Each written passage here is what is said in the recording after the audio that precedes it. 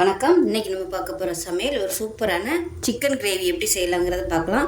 ரொம்ப சிம்பிளாகவும் இருக்கும். இது கிரேவியாகவும் வச்சுக்கலாம், குழம்பாகவும் வச்சுக்கலாம். இட்லி, தோசை, சாதம் எல்லாத்தையுமே சூப்பராக இருக்கும். வாங்க அதை எப்படி செய்யலாங்கிறத பார்க்கலாம். ஒரு மிக்ஸி ஜார் எடுத்துக்கலாம். இதில் 2 பச்சை மிளகாயை உடச்சிட்டு சேர்த்துக்கலாம். இது கூடவே ஒரு 3 பல் பூண்டு சேர்த்துக்கலாம். சின்ன பீஸாக ஒரு 5-6 பீஸ் வர மாதிரி இஞ்சி சேர்த்துக்கலாம்.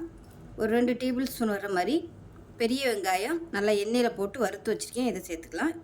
இப்போ இது எல்லாத்தையுமே நல்லா நைஸாக அரைச்சிக்கலாம். இப்போ ஒரு பவுல் எடுத்துக்கலாம். இதில் பார்த்தீங்கன்னா ஒரு 1/4 கிலோ அளவுக்கு சிக்கன் எடுத்திருக்கேன், இதை சேர்த்துக்கலாம்.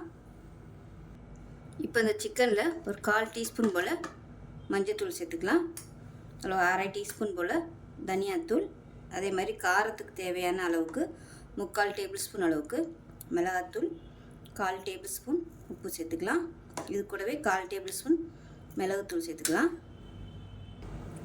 1/4 டேபிள் ஸ்பூன் கரம் மசாலா சேர்த்துக்கலாம். இது கூடவே நல்லா ஒரு 2 டேபிள் ஸ்பூன் வர்ற மாதிரி தயிர் சேர்த்துக்கலாம். இப்போ இது கூடவே நம்ம அரைச்சி வச்சுருந்து இந்த மசாலாவையும் சேர்த்துக்கலாம். மிக்சியில் அரைச்ச இந்த வெங்காயம், இஞ்சி, பூண்டு, பச்சை மிளகாய் பேஸ்ட்டை சேர்த்துக்கலாம். இப்போ மிக்ஸியை அலசிட்டு கொஞ்சமாக தண்ணி சேர்த்துக்கலாம். இப்போ இது எல்லாத்தையுமே நல்லா பிசைஞ்சு விட்டுக்கலாம். பிசைஞ்சிட்டு நல்லா ஒரு 10 நிமிஷம் ஊறட்டும்.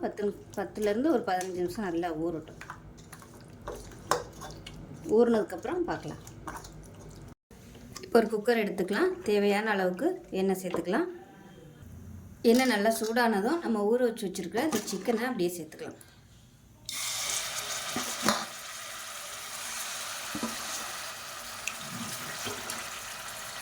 இப்போ ஊற வச்சு வச்சுருந்த பாத்திரத்தில் மசாலா இருக்கும் இல்லையா, அதில் கொஞ்சமாக தண்ணி ஊற்றி இதோடு சேர்த்துக்கலாம்.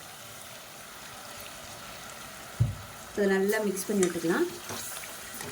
மிக்ஸ் பண்ணி விட்டுட்டு உப்பு செக் பண்ணி பார்த்துக்கோங்க எப்படி இருக்குன்னு. இப்போ இதில் பொடியாக நறுக்குனா கொத்தமல்லியில் சேர்த்துட்டு குக்கரை மூடி வச்சிடலாம்.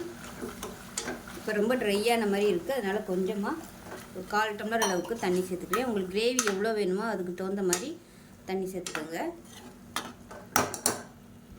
இப்போ குக்கரை மூடி வச்சுட்டு நல்லா ஒரு 3 விசில், 3 இல்லை ஒரு 4 விசில் விட்டுட்டு ஸ்டீம் போனதுக்கப்புறம் பார்க்கலாம்.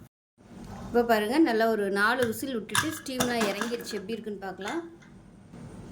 பாருங்கள், திறக்கையிலே வாசனை சூப்பராக இருக்குது, கரெக்டாக இருக்குது பாருங்கள். இதை விட உங்களுக்கு இன்னும் நல்லா கெட்டியாக வேணும்னு நினச்சிங்கன்னா தண்ணியை கம்மியாக ஊற்றிக்கோங்க.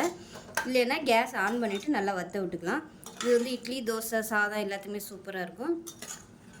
செஞ்சு பாருங்கள். செஞ்சு பார்த்துட்டு எப்படி இருந்துச்சுங்கிறத சொல்லுங்கள். வீடியோ பிடிச்சிச்சின்னா லைக் பண்ணுங்கள், கமெண்ட் பண்ணுங்கள், சேனலை சப்ஸ்கிரைப் பண்ணுங்கள், பக்கத்தில் பெல் பட்டனையும் ப்ரெஸ் பண்ணுங்கள். நன்றி.